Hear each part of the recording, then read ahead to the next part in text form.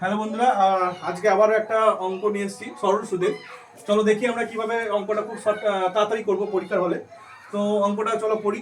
কিছু পরিমাণ টাকা একটি নির্দিষ্ট হারে সরল সুদে বিনিয়োগ করা হলো 3 বছরের জন্য। যদি 1% বেশি সুদে তা রাখা হতো তাহলে 5,100 টাকা অতিরিক্ত পাওয়া যেত। তাহলে ওই অর্থের পরিমাণ কত?